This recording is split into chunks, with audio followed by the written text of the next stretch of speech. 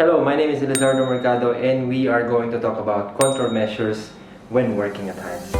Fall from heights is one of the leading causes of fatalities in various industries, especially in construction. And so, it is very important for us to apply some certain control measures and decision making before working at heights. Here are some step-by-step decision making and control measures that we can apply before working at heights.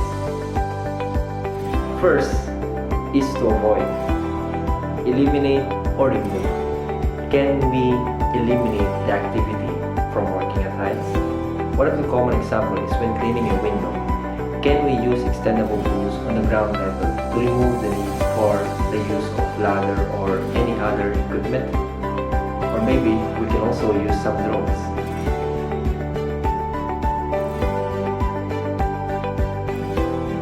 Another example is assembling some structure or doing some repair on the ground level instead of the heights. The main key here is during the design planning process, they should include or consider the avoidance on the need for working at heights where reasonably practicable. And one of the examples of that is the street light, wherein you can bring it down to the ground level to conduct the maintenance and repairs.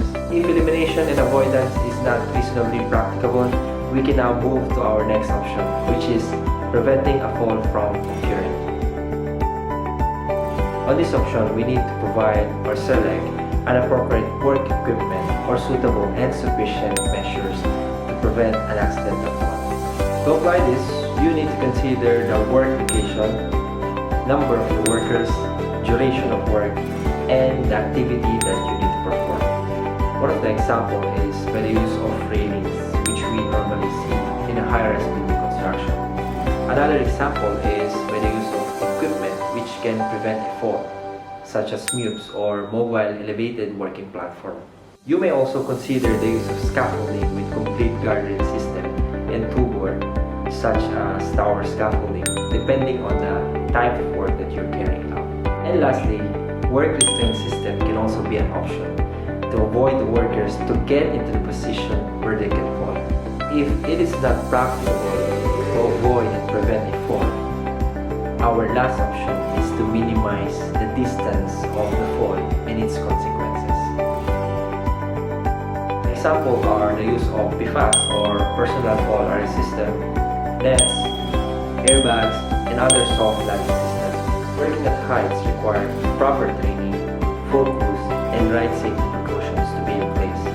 So make sure your team receive the necessary training before working at heights. Depends on the complexity of your work team. So that's the step-by-step decision making that we can apply before working at heights. Just remember A, P, and M, which stands for avoid, prevent, and mitigate. If you like this video, you are free to share it to everybody. And don't forget to like and subscribe on our YouTube channel.